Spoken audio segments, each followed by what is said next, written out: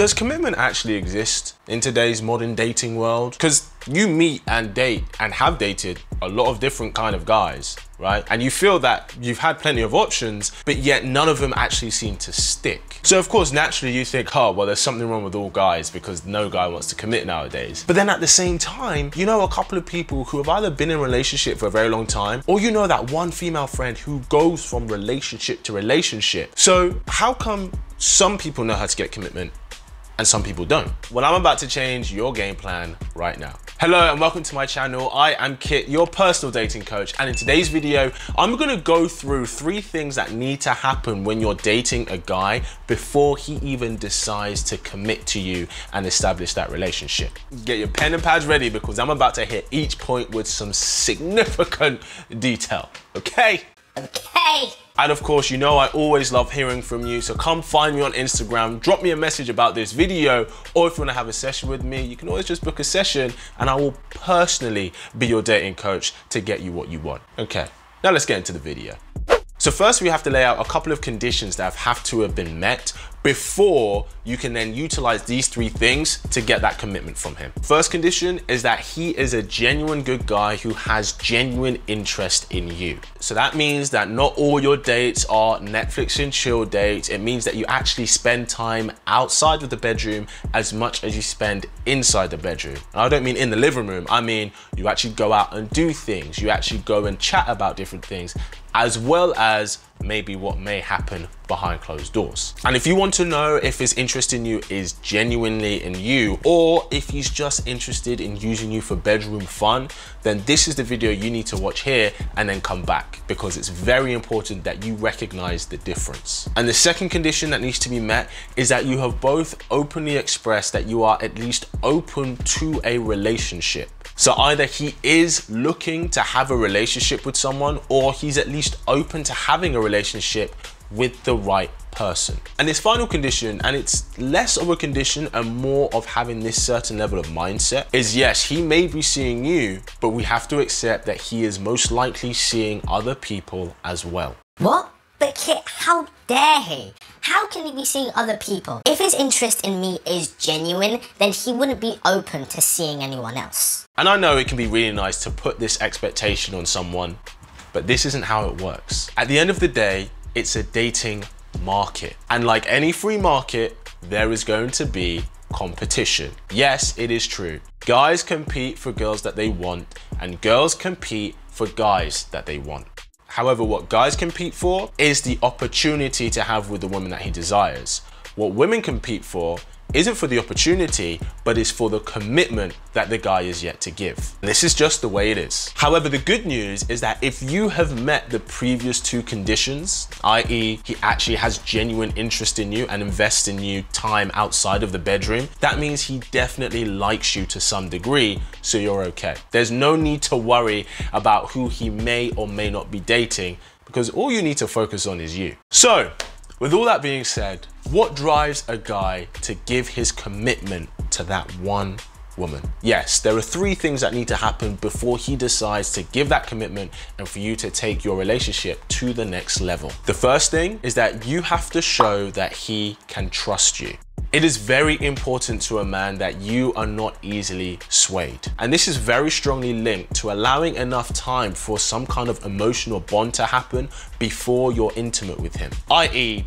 not having sex too quickly. Yes, I know we live in a hookup culture where plenty of people have sex on the first date, but we also live in a culture where people don't commit like they used to, and those things come hand in hand. Generally speaking, the male mind is very sexually territorial.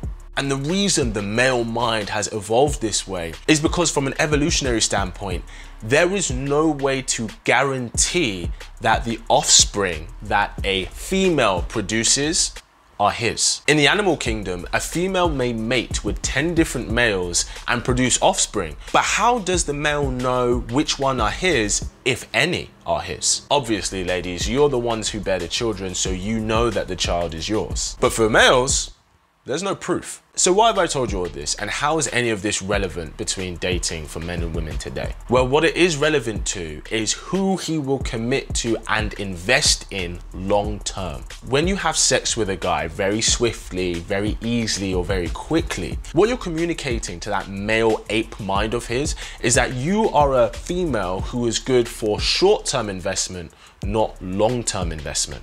And the reason this communicates this is because the female counterpart who demonstrates to be sexually promiscuous to a male, what that says to him on an evolutionary and instinctual primal level is that if he chooses to invest in this female long term, that there is a higher chance that the offspring will not be his, and the effort he makes to provide and protect her would have been wasted. It's essentially seen as a bad bet. And why is this so important to guys?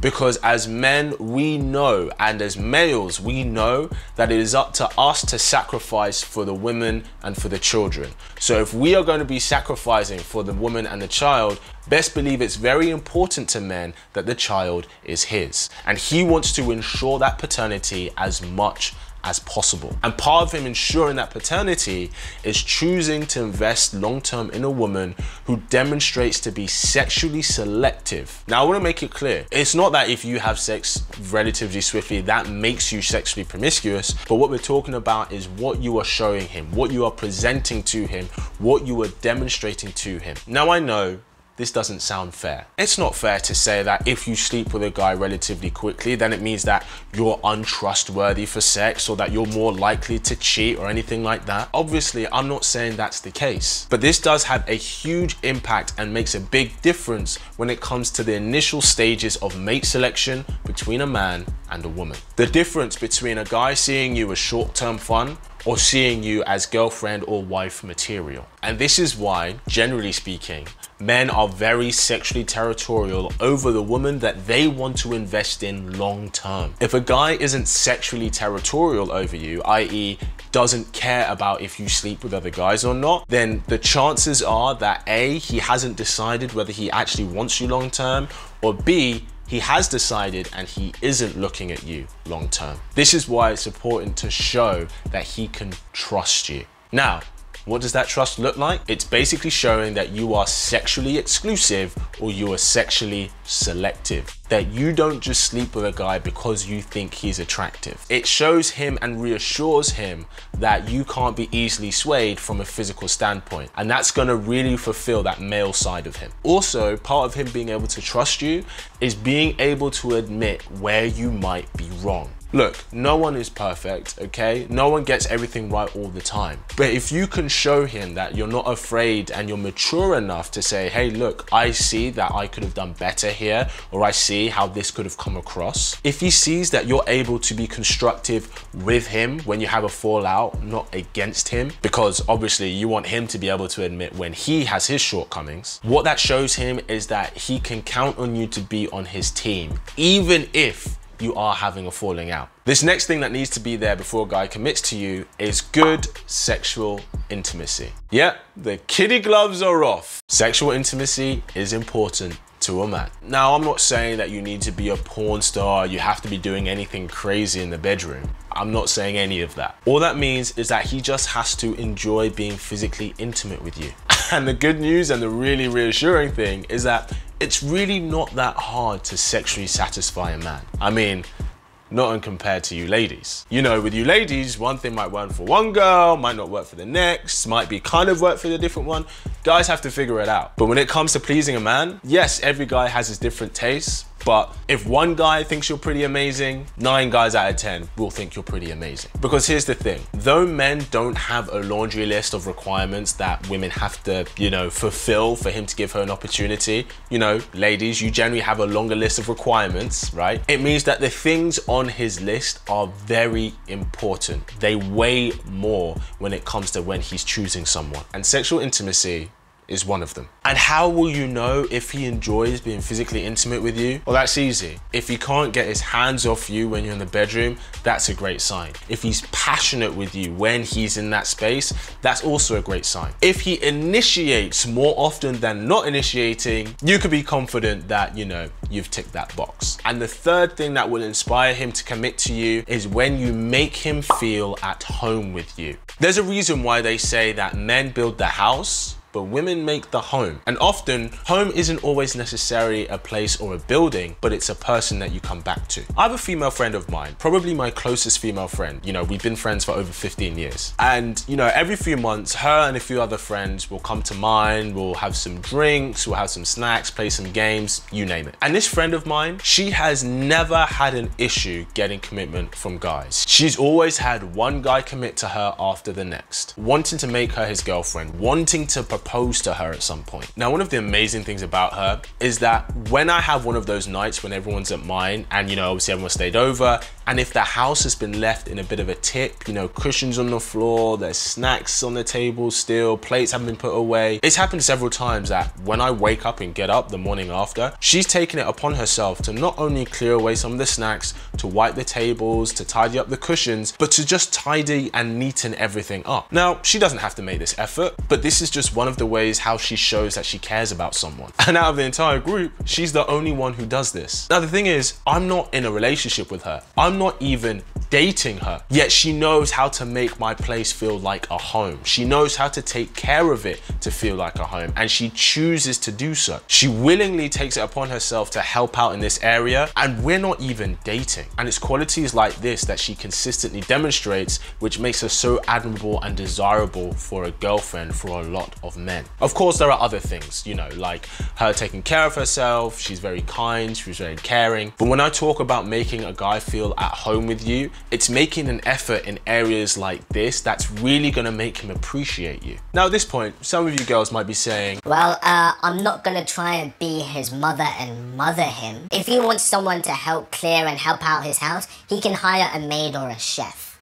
well, if you want him to choose you to be the mother of his children, then these caring, nurturing qualities are things he's going to appreciate and value. These are things that he's likely to look for. A lot of women express that they want to choose a guy who can provide and protect for them. Even if a woman can provide for herself, more often than not, she still wants a man who is capable of providing for her and protecting her to some degree, especially if you're looking to build a family at some point. So to those ladies, I ask, if you're looking for a man to provide and protect for you, when you were growing up in your household, who was the person that did that for you? Who was the one that made sure to provide and protect you? For most daughters, it would have been their dad. It would have been their father who provided and protected you, like a father should. And that's exactly what you're expressing to look for in a man. So does that mean you're looking for a guy to father you, to be your father? No, that sounds silly. This is what you want your man to bring to the table, because if you have a good relationship with your father, you recognize that that's what it takes. And likewise, if a man has a good relationship with his mother, then he recognizes that that's what it takes to be a great mum in a household. And that's the kind of woman that he wants to build a life with. If you're looking for a guy who sparks up your love life, make sure you subscribe to this wonderful tribe. And as always, keep it slick. How?